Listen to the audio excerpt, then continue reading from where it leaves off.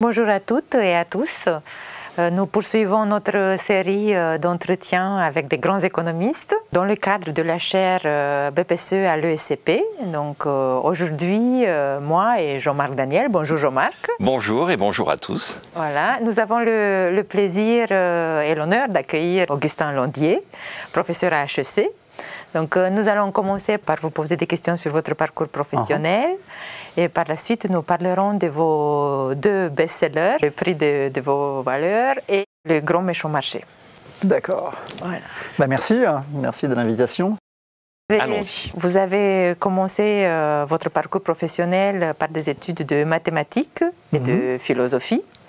Par la suite, vous avez fait un doctorat en sciences économiques à MIT. Au département d'économie. Au département d'économie, tout à fait. Et bon, je voulais savoir, essayer de comprendre comment on passe des mathématiques et de la philosophie à l'économie. Oui, alors, adolescent, j'avais une passion pour la philo, les maths et lire le journal. Et puis voilà, c'est comme ça que je suis entré à l'école normale supérieure où on est très libre en me disant que j'essaierais d'utiliser cette liberté. Et effectivement, j'ai pu faire de la philo, et ce qui me passionnait, c'était l'épistémologie, c'est-à-dire la philosophie de la connaissance, comment on sait qu'on sait quelque chose, comment la connaissance progresse, quels sont les fondements des mathématiques, comment on est sûr qu'on ne trouvera pas une contradiction un jour dans la mathématique, toutes ces vieilles questions des paradoxes. Et en même temps, voilà, c'était le milieu des années 90, une époque où le chômage était très élevé, puis il y avait beaucoup d'activisme politique aussi à l'ENS, avec des grands débats entre des gens qui étaient très à gauche, qui pensaient que vraiment c'était inadmissible cette manière d'exploiter le prolétariat, de laisser des gens dans le chômage, de ne pas partager mieux la richesse, et puis voilà, en même temps ce consensus qu'on ne pouvait pas non plus complètement partager les richesses. Donc ces débats m'intéressaient. Bon, bref, de fil en aiguille, l'économie m'a intéressé, puis s'est imposé un peu comme un endroit justement où on peut être assez libre intellectuellement et même dans la forme qu'on adopte. C'est-à-dire qu'on peut à la fois écrire des bouquins en prose, on peut faire des choses plus mathématisées si on s'intéresse à la mathématique et vraiment formaliser les idées.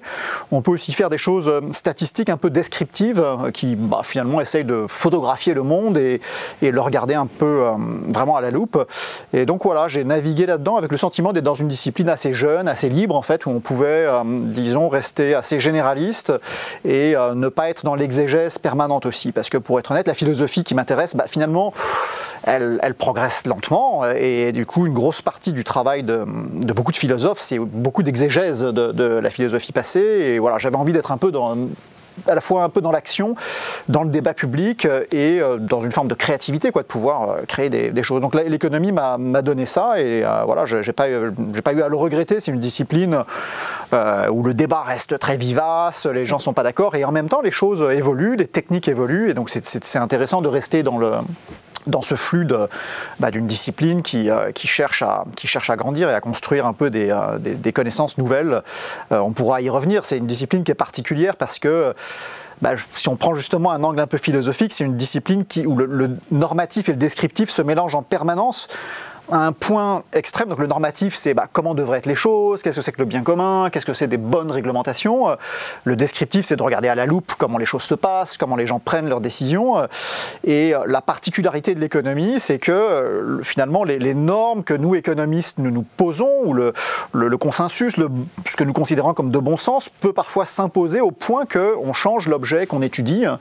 Et la finance est un petit peu le cas ultime de cela. C'est-à-dire que quand, je sais pas, la formule de Black-Scholes s'est imposée un peu comme un standard, ça a changé la nature du marché des options, qui sont ces produits financiers compliqués, disons, et l'objet, si vous voulez, est en permanence modifié par les théories et puis le consensus aussi qui émerge des débats économiques. Et ça, on pourra y revenir, mais dans le prix de nos valeurs, c'est une des choses qu'on explore, c'est-à-dire qu'on voit bien que nos sociétés sont organisées entre des choses qui relèvent des transactions, mais on considère que voilà, c'est un peu des transactions marchandes, où on essaye de s'approcher s'abstraire de nos sentiments moraux, comme l'amitié, la loyauté, disons, à nos amis, etc. Et donc c'est presque une inversion, c'est-à-dire que ça devient immoral et des situations de conflit d'intérêts que de mieux traiter nos amis quand on est dans des situations de marché, entre guillemets, enfin pas entre guillemets d'ailleurs, des situations qui relèvent de transactions.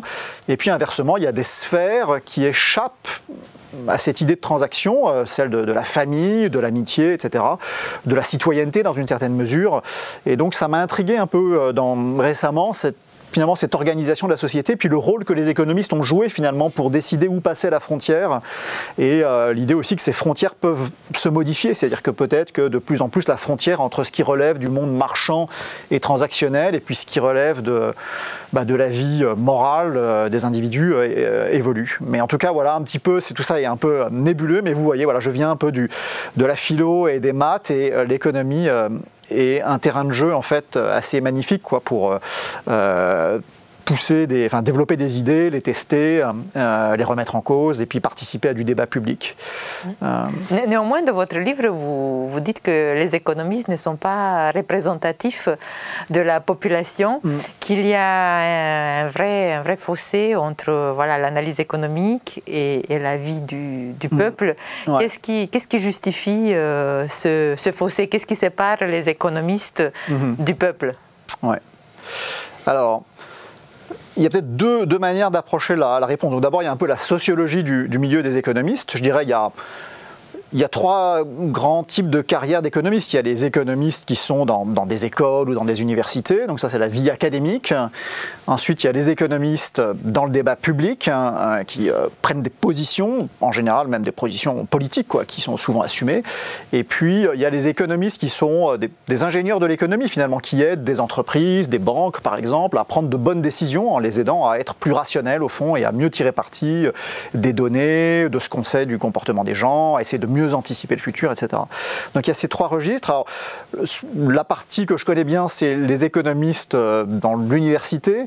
Alors là, politiquement, ils sont plus à gauche que le reste de la population, peut-être simplement par effet de sélection, c'est-à-dire que c'est des personnes qui pourraient gagner plus d'abord à l'étranger et puis dans d'autres rôles, donc il y a mécaniquement une forme de désintéressement qui fait que je pense qu'ils se demandent pourquoi les autres ne sont pas comme ça, en un sens, il y a peut-être donc il y a cet aspect-là, mais ça, il n'y a pas que la politique, je dirais que ce qu'on partage tous comme économistes, c'est des boîtes à outils qui sont utilitaristes.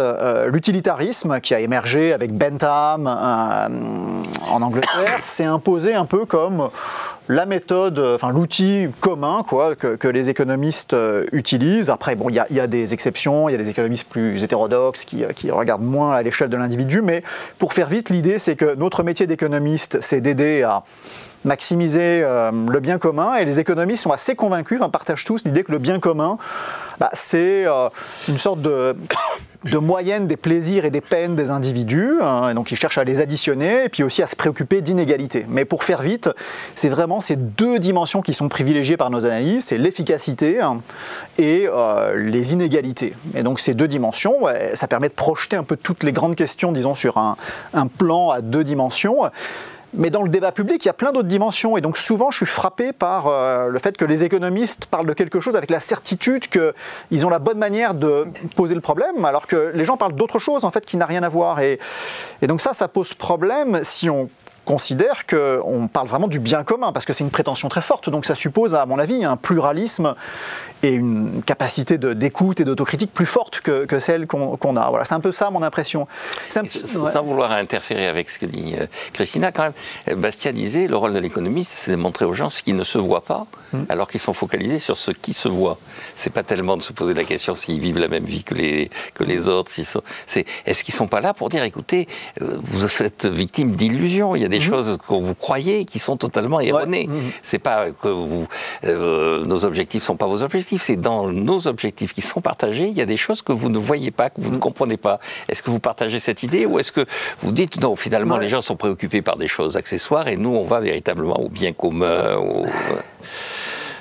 Alors, oui, je la partage. C'est-à-dire que moi aussi, j'ai une grande admiration pour Bastiat et puis pour cette idée qu'il y a plein d'effets indirects que les gens ne voient pas. En particulier, l'aspect équilibre de l'économie, le fait que quand vous prenez une décision, ça va modifier les prix, les décisions des autres. Et il faut vraiment penser l'économie en équilibre et pas en équilibre partiel. C'est-à-dire que tout bouge en permanence et donc il faut penser ces interactions et pas seulement se dire, en supposant que le monde est statique, comment est-ce que moi je peux changer ou modifier ce monde ou interférer. Donc cette idée de l'équilibre est vraiment centrale en économie. Effectivement, il y a comme une trame cachée ou des champs de force que les personnes ne voient pas si elles n'ont pas étudié ou réfléchi 2 secondes, un peu à ces mécanismes d'équilibre. Et donc le premier livre qui s'est bien vendu, disons, en France, Le Grand Méchant Marché, c'était un livre qui justement était un petit peu sur ce ton de contester des lieux communs qui, de notre point de vue, sont faux à la fois d'un point de vue logique et d'un point de vue empirique. Et effectivement, c'est très tentant. Il y a plein de sophismes sur lesquels les économistes professionnels peuvent jouer un rôle comme ça pour aider les gens à mieux comprendre ce qui se passe et parfois modifier leurs croyances. Mais je pense qu'il y a aussi, donc ça je l'assume complètement, ce côté comme ça révélateur de l'économiste, que les sociologues, Bourdieu par exemple décrivait son activité comme ça aussi. Il disait il y a des champs de force cachés qu'il faut mettre à jour parce que les gens ne les voient pas spontanément et donc ils sont mus, ils sont sujets à ces champs de force. Notre job en sciences sociales, notre métier, c'est de les mettre à jour et puis de révéler un peu le poteau rose parfois pour que les gens comprennent qu'ils n'avaient pas vu quelque chose qui les aurait aidés à prendre de meilleures décisions. Mais je pense qu'il y a aussi un autre aspect qui est que vraiment si l'économie est très ambitieuse, et je pense qu'elle l'est en fait dans son idée de finalement vraiment aider les gens à guider les sociétés, les décideurs publics, à prendre les bonnes décisions pour la cité, cette ambition très forte, je pense qu'elle nécessite d'être plus philosophe en fait, d'incorporer plus de réflexion sur ce que c'est que la bonne vie, ce que c'est que le bien commun, et de ne pas supposer qu'on a au fond la bonne réponse à ces questions-là, parce que les modèles qu'on utilise sont extrêmement simplets et matérialistes en fait. On a une fonction d'utilité, et il y a plein de situations où les gens parlent d'autre chose que de simplement la maximisation de la valeur totale créée avec des contraintes sur les inégalités. Il y a plein d'autres dimensions. Donc je sais pas, j'assume complètement le côté un peu révélateur de choses cachées. Et puis je pense que par ailleurs, si vraiment on veut pouvoir donner des conseils sur les bonnes décisions pour l'organisation de la cité, on est obligé d'écouter un peu au-delà des modèles qu'on utilise actuellement. Ouais. Pourriez-vous expliquer à nos étudiants ce que c'est qu'une préférence économico-morale et pourquoi il est important de les mesurer ?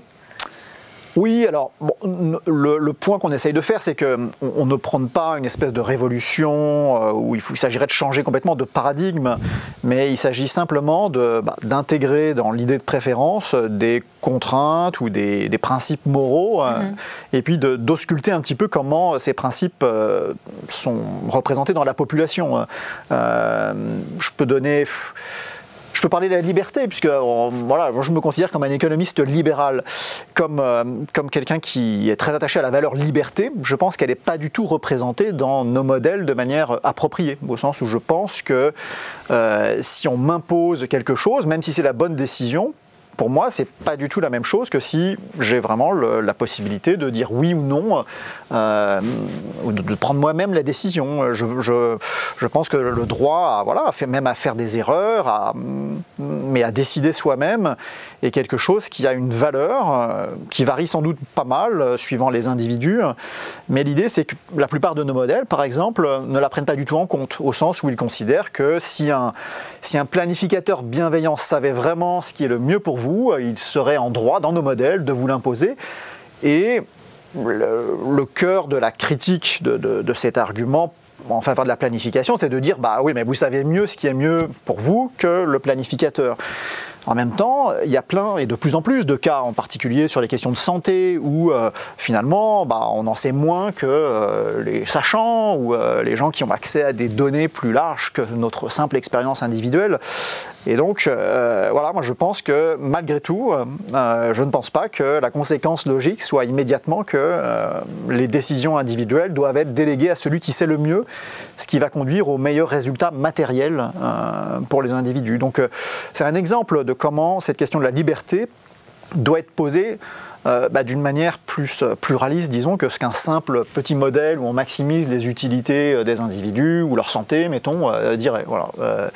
Après, encore une fois, ça ne veut pas dire que le paradigme qu'on a doit être complètement modifié, au sens où on voit bien qu'on peut intégrer dans nos modèles une préférence pour la liberté, puis regarder dans quelle mesure les gens sont prêts à accepter des contraintes supplémentaires sur leur vie, si on leur prouve que c'est meilleur pour leur santé, est-ce qu'ils sont prêts à renoncer au droit de décider par eux-mêmes.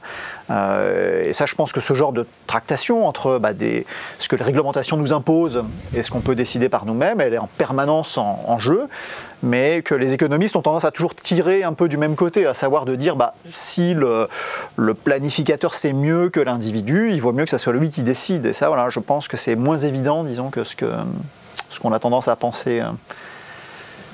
C'est pour cette raison que dans votre livre, vous êtes plutôt critique contre les nudges, contre cette manipulation douce, parce que nudge, ça veut dire la petite incitation qui fait qu'on ait des décisions plus rationnelles. Ouais. Oui, je pense que l'économie comportementale, qui est un peu une des grandes innovations qui s'est produite, disons, à partir des années 90, c'est devenu quelque chose de très important dans la littérature économique et la recherche. Cette finance comportementale, elle s'intéresse, pour faire vite, aux erreurs que font les personnes, parce qu'elles n'ont pas le temps d'absorber l'information de manière adéquate, ou bien elles ont des impulsions qu'elles regrettent plus tard, etc. Et donc le nudge, c'est l'idée que finalement on doit pouvoir mettre les gens dans des directions qui leur font prendre les bonnes décisions et finalement à les conditionner ou les manipuler sans qu'ils s'en aperçoivent trop. Et surtout sans qu'ils aient l'impression qu'on les force à quoi que ce soit, parce qu'effectivement on les laisse libres de décider. Et donc, autant dans certains cas, je trouve qu'il y a une intuition qui est naturelle, qui est de dire il faut bien penser l'ergonomie des produits qu'on propose aux individus quand on leur demande de décider pour leur épargne. Il faut que ça soit simple, il faut que ça soit effectivement les mettre face à des décisions où les choses ont été un petit peu prémâchées. Donc ça, je pense que c'est très naturel de dire... c'est de la pédagogie. C'est de la pédagogie, voilà. Il y a de la complexité et il faut arriver à la réduire. Mais en revanche, je pense que c'est très dangereux que, en particulier des autorités publiques, l'État, se définisse sa fonction comme une fonction de manipulation qui, de facto, va diminuer les incitations à s'instruire pour décider et vraiment participer à la décision, et puis qui peut créer un sentiment aussi de malaise une fois qu'on comprend qu'on est manipulé, on se sent pas bien, et puis qui peut simplement conduire à une perte presque de dignité finalement des individus, parce qu'ils ils sont traités comme des enfants, c'est du paternalisme. Et pour rebondir sur le nudge, la taxe carbone, c'est du nudge ou pas ? C'est un bon point, c'est-à-dire que c'est entre les deux, c'est finalement une manière de vous mettre... On manipule dans la taxe carbone, on fait en sorte que les gens arrêtent d'utiliser leur automobile et tout ça, donc on les manipule d'une certaine façon. Mais on met face à un choix, disons, dans la taxe carbone, ce qui est légitime, c'est le fait qu'on fasse payer à un individu le coût qu'il représente pour le reste de la collectivité. On ne lui dit pas... je te protège contre toi-même.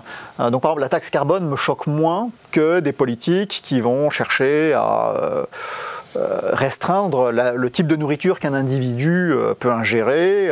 Là, je pense que c'est plus délicat en fait, parce qu'il s'agit dans ce cas-là de taxer un comportement qui est coûteux pour l'individu, mais pas pour le reste de la société, à moins que ça soit pour le système de santé, etc. Donc là, il y a sur la cigarette, par exemple, on peut dire que c'est un peu homogène à un nudge, mais que la justification, c'est le coût pour la santé, et le fait qu'il y a aussi un effet indirect du tabagisme sur les enfants, sur l'entourage qui est immédiatement exposé.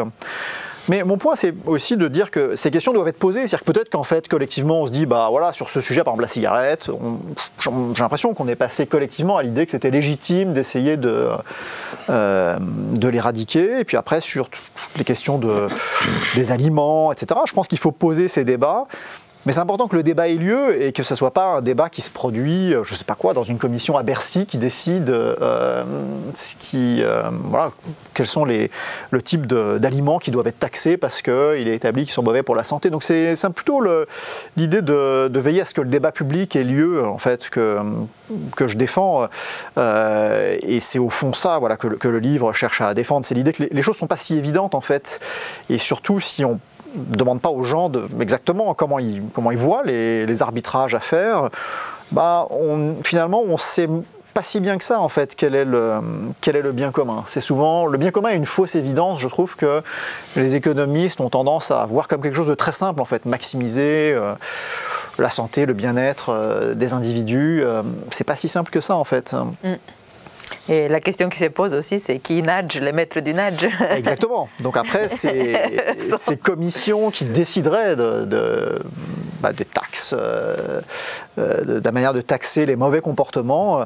Voilà, comment ces personnes sont sélectionnées, quel genre de contrôle s'exerce sur elles. Donc évidemment que ça présente un danger assez majeur en fait, parce que de manière bien intentionnée, et donc là on est en plein dans du Bastia, quoi, de manière bien intentionnée, le planificateur peut en réalité prendre des décisions qui peuvent dériver vers une vision pas du tout pluraliste en fait de ce qu'est la bonne vie. Oui, dans le livre aussi, en parlant des valeurs, vous parlez de l'intelligence artificielle et de la manière dont elle concilie avec les valeurs. Parce que vous donnez l'exemple d'une entreprise qui souhaite recruter, qui a beaucoup de candidats, donc c'est l'intelligence artificielle qui va sélectionner les recrues pour l'interview. Néanmoins, l'intelligence artificielle, elle est calibrée sur des décisions humaines antérieures. Donc si l'entreprise en question, elle a sélectionné auparavant plus d'hommes que de femmes, l'intelligence artificielle, elle ne va pas renverser cette tendance, elle va la perpétuer. Et donc, comment on fait pour améliorer les choses si on passe toujours par l'intelligence artificielle qui elle-même passe par des erreurs passées? Ben, c'est un bon exemple parce qu'en fait c'est moins évident qu'il n'y paraît, au sens où si ce que vous demandez à l'intelligence artificielle c'est d'imiter les décisions passées, elle va effectivement être biaisée. Donc là elle va reproduire les erreurs passées et donc en un sens elle ne va pas conduire à des modifications. En revanche, si ce que vous lui demandez c'est de cibler le succès, le recrutement de candidats qui marchent bien, entre guillemets, qui fitent bien avec l'emploi, dans ce cas-là, c'est moins évident en fait, qu'elle soit biaisée dans le sens de pénaliser ceux qui étaient pénalisés par le passé. Alors pourquoi ? Parce que par exemple, si les femmes étaient discriminées, ça veut dire que dans les données, on va observer que celles qui arrivent à passer la barre, entre guillemets, de cette discrimination s'avèrent particulièrement fortes dans leur travail, parce qu'elles sont meilleures en quelque sorte que ce qu'elles devraient être. Et donc ça, normalement, l'algorithme devrait le repérer en fait. Il devrait dire, dans les données, j'observe que les femmes sont meilleures que les hommes, et donc devrait corriger ce biais. Donc, tout ça pour dire que ça veut dire qu'il faut penser ces algorithmes moins comme des choses qui répliquent le passé que des choses qui cherchent à améliorer la performance.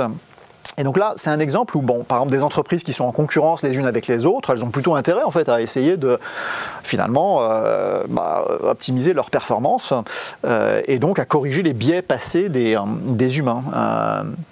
Et après, on peut aussi, par ailleurs, échantillonner pour s'assurer qu'il y a une parité dans les échantillons sur lesquels on entraîne les machines. Mais vous avez raison, voilà, ce qu'il faut, c'est donner les bons objectifs à la machine et puis, et par ailleurs, aussi s'assurer qu'on la contraint en fait, dans ce qu'elle peut faire.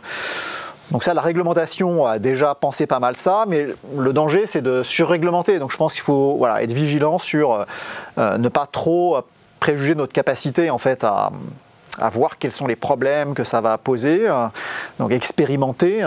Mais effectivement, le régulateur doit se donner finalement le droit de dire c'est important d'incorporer certains objectifs, contraintes additionnelles, et puis d'imposer une forme de transparence à ces algorithmes. Mais voilà, le danger, c'est de trop réglementer. C'est vrai qu'en Europe, on a toujours un peu ce réflexe immédiat d'imaginer les problèmes que la technologie peut poser, de réglementer. Donc c'est très important que la phase d'expérimentation ait lieu.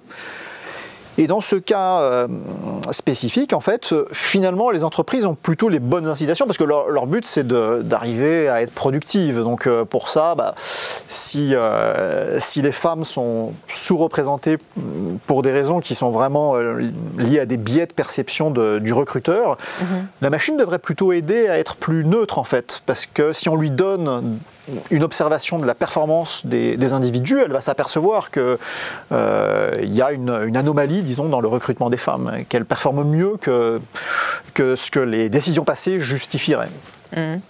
Oui, donc il y a de l'espoir à condition que les paramètres soient au rendez-vous. Oui, il faut regarder de près. Non, mais c'est des sujets très intéressants. Mais voilà, gardons en tête qu'il faut quand même expérimenter avant de réglementer, parce qu'au fond, on a du mal à savoir la taille des problèmes avant d'avoir un peu... vraiment expérimenter pour de vrai quoi, ces technologies.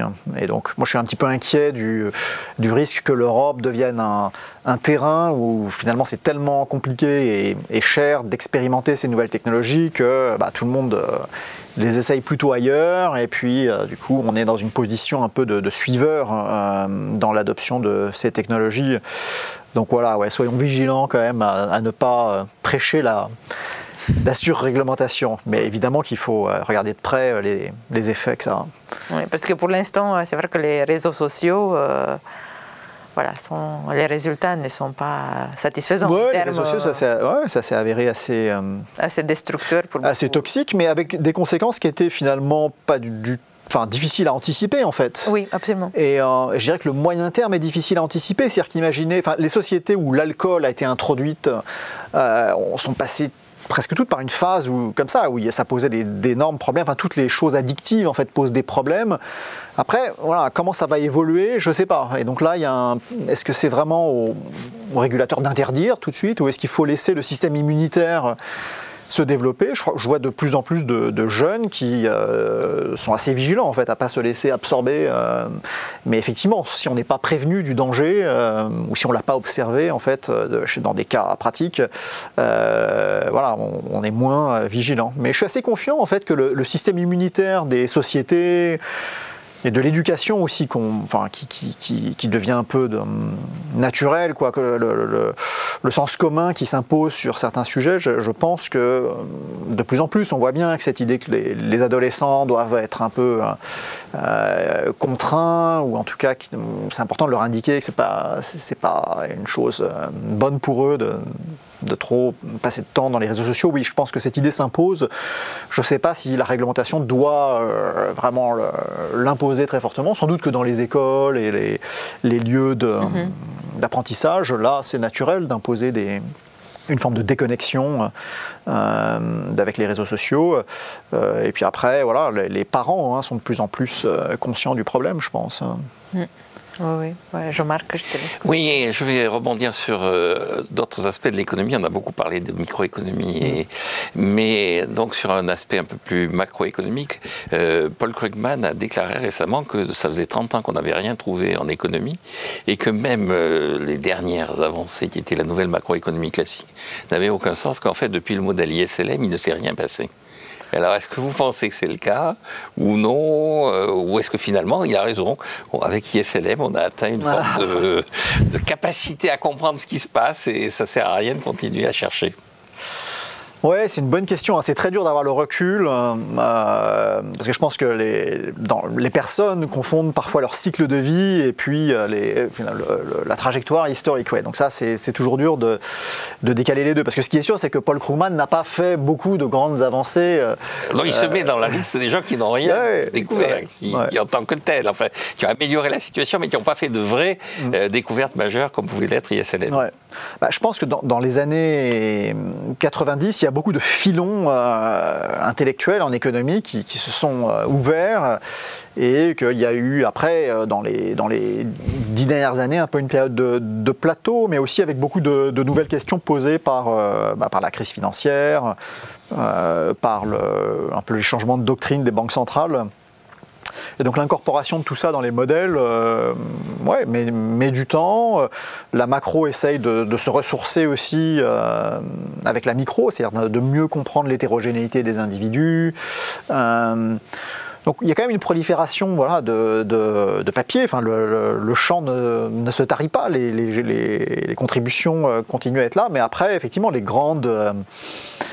je sais pas comment dire, les outils un peu massifs, quoi, il y a eu un petit peu moins d'apparitions comme ça, de grandes idées qui tout d'un coup s'imposent. Ouais, ça c'est vrai. Enfin, il y a beaucoup de sujets sur lesquels finalement l'hétérogénéité de croyances des économistes eux-mêmes est très élevée. La politique monétaire en est un, par exemple. Peut-être parce qu'on est aussi au croisement, on est en train de se rendre compte que l'économétrie n'a pas vraiment donné de résultats et de travailler de plus en plus avec du big data. Et ça arriverait peut-être après. Oui, donc il y a effectivement l'incorporation de données beaucoup plus microéconomiques. Les banques centrales se nourrissent de plus en plus de données vraiment directes sur les consommateurs et leur comportement.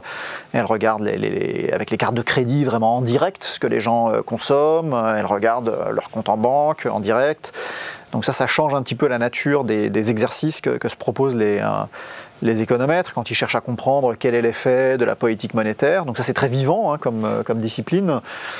En revanche, c'est vrai qu'il y a peu de certitudes pour l'instant comme ça qui ont émergé comme des nouvelles découvertes. Et vous-même par rapport au cadre intellectuel qui est en place, donc lui il se réfère à ISLM, vous vous référez à quel cadre intellectuel? La nouvelle macroéconomie classique, la croissance endogène. Quand vous abordez un problème, votre ligne de conduite s'appuie sur quel type de théorie? Ouais, donc toutes ces théories sont un peu un fond commun qu'on utilise, la croissance endogène, etc., mais dans laquelle la politique monétaire ne joue pas un rôle. Donc moi je fais assez peu de politique monétaire, donc je suis dans de l'économie réelle avec des firmes qui produisent des biens et qui empruntent. Ma spécialité c'est la finance plutôt, donc la manière dont les entreprises se financent, la manière dont le marché met un prix sur la valeur des actions de ces entreprises, la question de leur accès à différentes modalités de financement. Mais je fais assez peu de politique monétaire, donc c'est vrai qu'il y a un peu une séparation de la question monétaire, la question de la monnaie, la question de comment les banques centrales peuvent ou non résoudre des crises. C'est pas un objet que je regarde directement dans ma recherche, mais tous les modèles que vous mentionnez font partie de l'enseignement. Parce que quand on regarde effectivement le modèle intellectuel de l'entreprise, de la microéconomie, c'est beaucoup fondé sur les rendements décroissants, sur l'idée que pour nos étudiants apprennent tout ça, le coût marginal augmente. Or, il y a un certain nombre d'économistes qui disent que ce modèle est totalement obsolète parce que la nouvelle économie, le capitalisme cognitif est plutôt à rendement croissant. Et donc, est-ce que les économistes vont être obligés de tout revoir ou est-ce que, pour l'instant, on peut considérer que ça reste anecdotique, les rendements croissants, que c'est quelque chose de réservé à quelques personnes qui ne sont pas connectées au réel et qui se permettent de formuler des choses en attendant de voir? Ah oui, non, je pense que vraiment pour comprendre le capitalisme contemporain, il faut vraiment comprendre ce qui se passe dans des situations où il y a des nouvelles formes de monopole naturel ou de duopole naturel qui se constituent avec quelques grandes plateformes qui dominent un secteur. Et donc ça, on le voit actuellement quand même aux États-Unis. On voit bien que sur le cloud, sur la publicité en ligne, sur les réseaux sociaux, finalement, il y a quand même de tels effets d'échelle, de rendement croissant que certaines entreprises s'imposent un peu comme des mastodontes et qu'on n'est pas dans un monde avec le monde des manuels d'économie où il y a grand N petits entrepreneurs qui grossissent jusqu'à leur taille critique.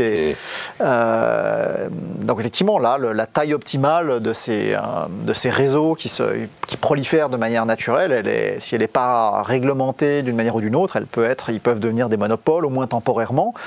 Après, ils peuvent être remplacés parce que des gens viennent avec de nouvelles idées pour réinventer complètement la question posée. Donc là, c'est vrai que l'intelligence artificielle est en train de changer la manière dont on recherche sur Internet. En même temps, c'est quand même Microsoft qui arrive pour l'instant à tenir un peu le devant de la scène, puisque OpenAI, c'est Microsoft quand même maintenant qui contrôle.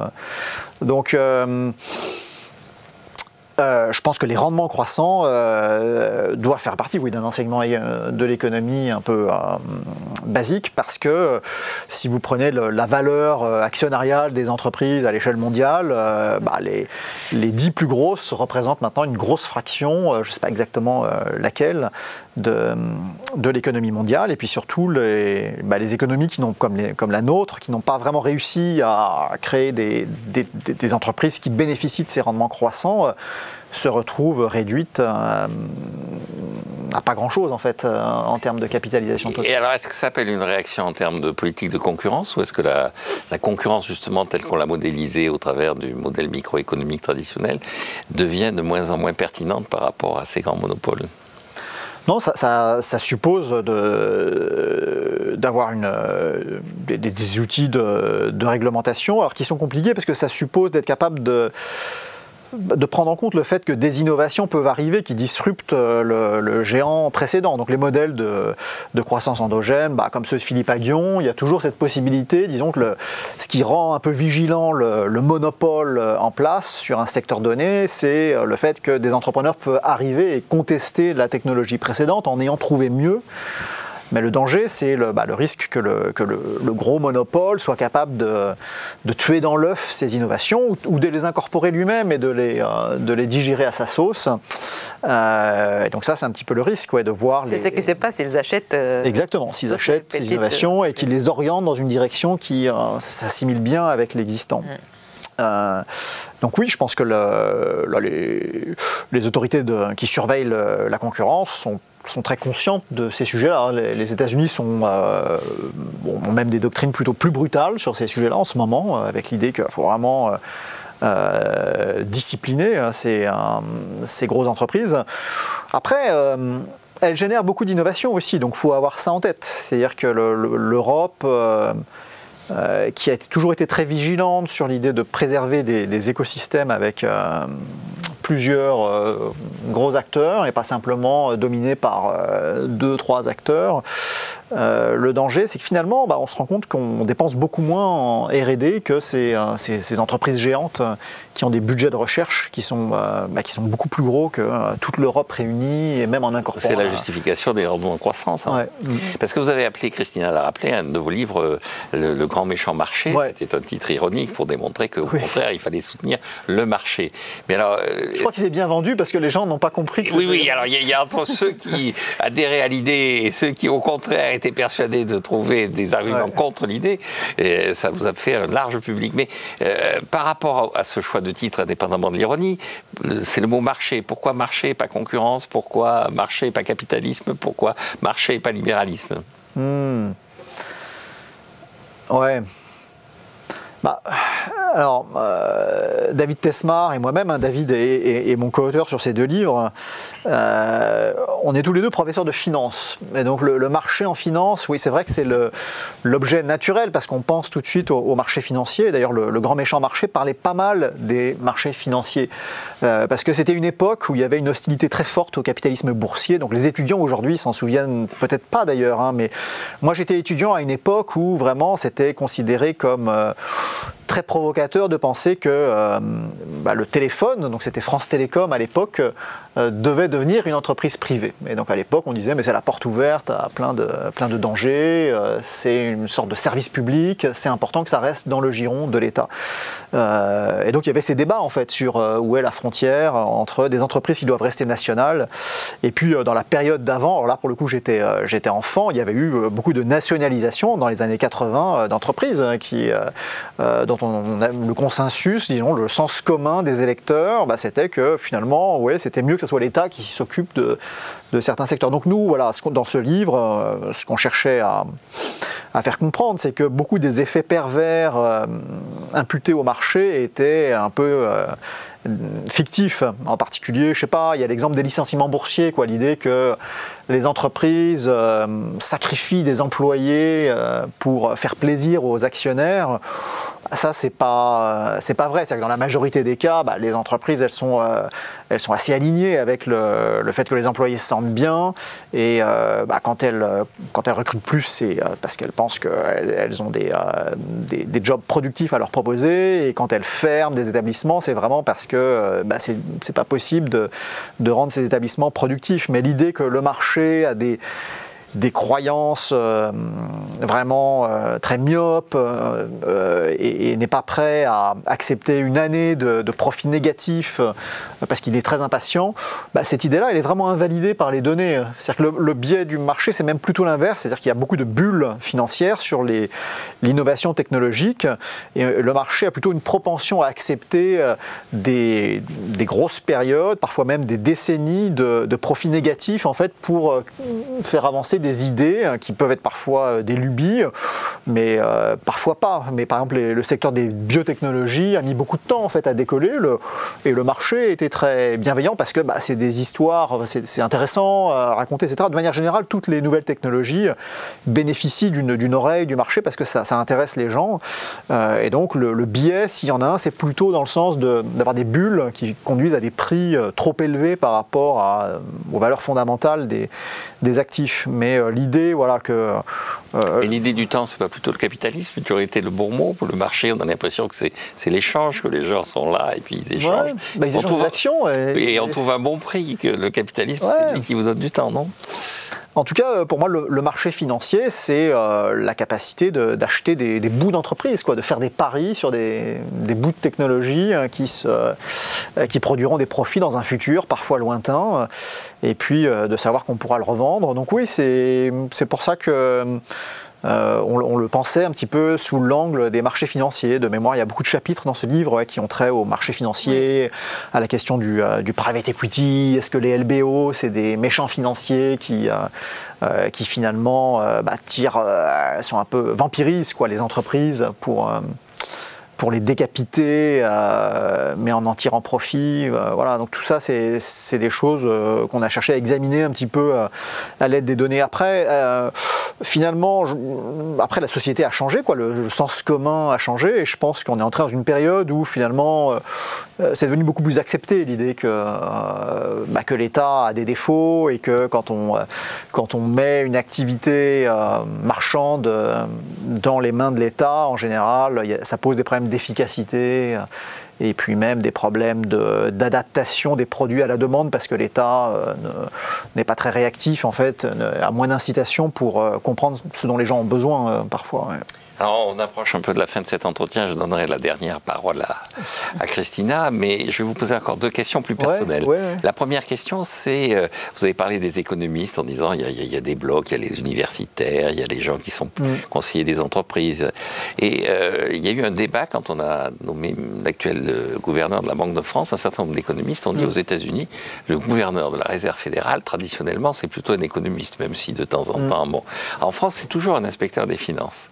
Et puis, les économistes, on ne les associe pas assez à la prise de décision. Cette prise de décision, elle est plutôt assumée par des énarques, par des gens qui ne sont pas de vrais économistes.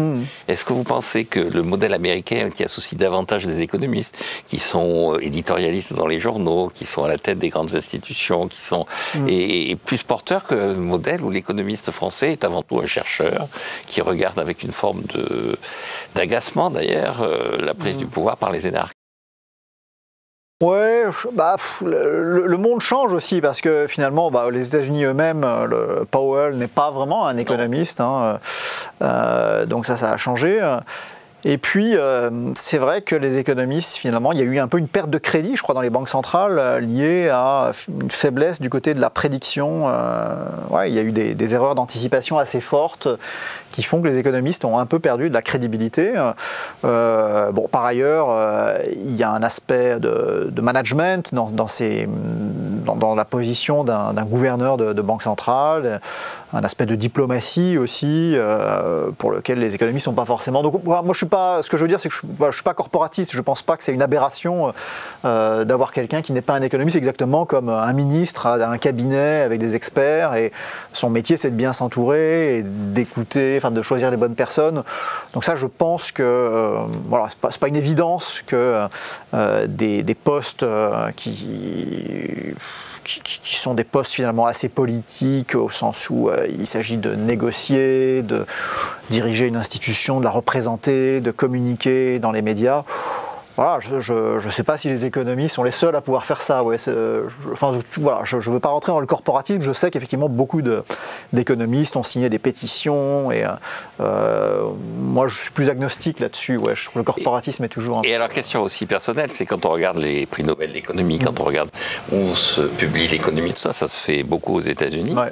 Et il y a des pays sur lesquels on peut être surpris de constater que, malgré leur importance économique, il y a assez peu d'économistes. Ouais. On ne connaît pas d'économistes japonais, on ne connaît pas d'économistes allemands. Et vous êtes rentré en France, après avoir vécu aux États-Unis. Est-ce que vous considérez que les Français jouent encore dans la cour des grands en matière de réflexion économique, ou est-ce qu'on est plutôt, effectivement, à subir une production intellectuelle qui arrive des États-Unis ? Les Français participent à la production intellectuelle en économie, même depuis les États-Unis. Donc il y a beaucoup de Français aux États-Unis. Et après, le choix de carrière, de rester en France ou être aux États-Unis, ça c'est compliqué en fait.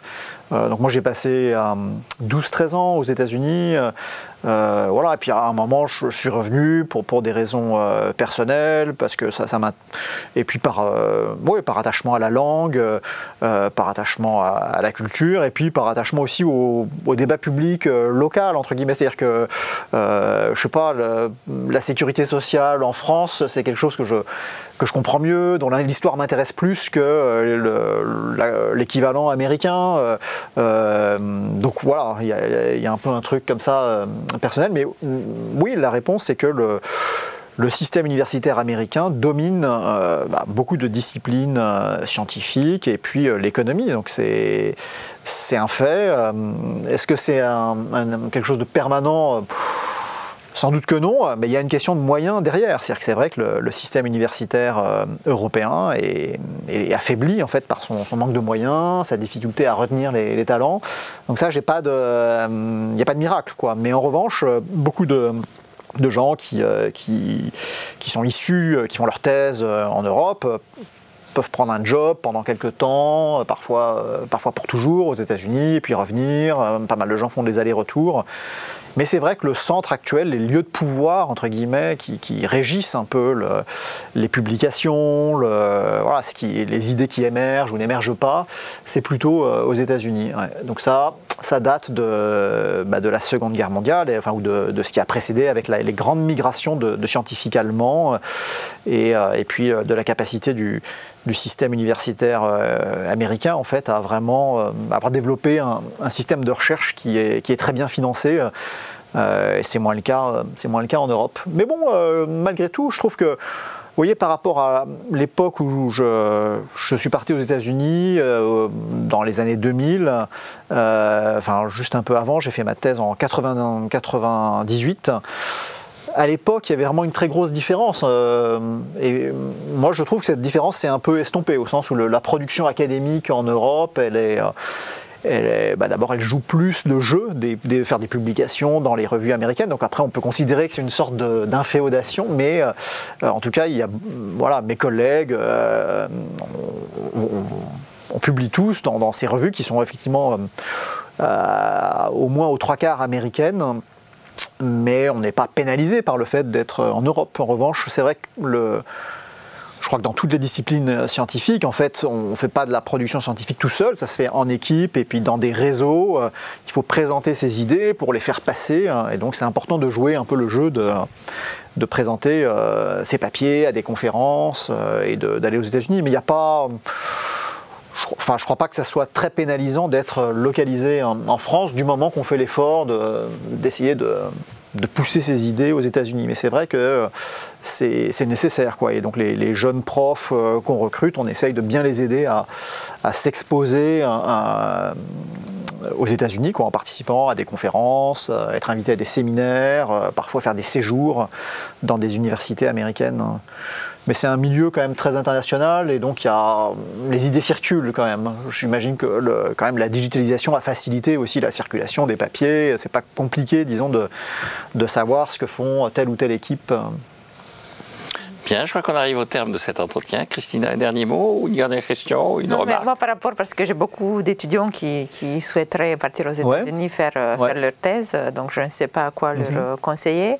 Est-ce qu'en tant que Français, on est traité comme les Américains? Est-ce qu'on est payé de la même manière? Est-ce qu'on est... Oui, bien sûr. Il n'y a pas de différence? Il n'y a pas les Américains et les autres? Non, il n'y a pas de différence. Alors pour appliquer aux universités américaines, il faut des lettres de recommandation très fortes. La différence, je dirais, c'est plutôt que souvent les professeurs français ne sont pas conscients qu'il faut écrire des lettres dithyrambiques à l'américaine, entre guillemets. C'est vraiment dire c'est une personne totalement exceptionnelle, etc. Donc ça, c'est important de demander des lettres à des personnes qui connaissent un peu les règles du jeu et puis qui vont écrire une lettre vraiment enthousiaste, voilà, très superlative. Et puis par ailleurs, c'est utile d'avoir une exposition à la recherche qui montre que voilà, on sait qu'on a une vocation de chercheur, parce que le risque dans ces programmes, donc ces programmes ont des places en nombre limité, et donc ce qu'ils veulent éviter, c'est de faire venir quelqu'un qui soudainement découvre qu'en fait ce qu'il veut faire, c'est pas de la recherche, c'est plutôt autre chose, et donc là c'est très coûteux pour l'institution. Donc il faut vraiment démontrer une bonne compréhension de ce que c'est que le métier de chercheur, et éventuellement même un début de papier ou un bon mémoire de master qui montre que qu'on a mis la main déjà à la pâte et qu'on comprend ce que c'est que la recherche. D'accord. Très bien, mais écoutez, merci. Oui, merci. Merci beaucoup. Merci beaucoup pour cette invitation.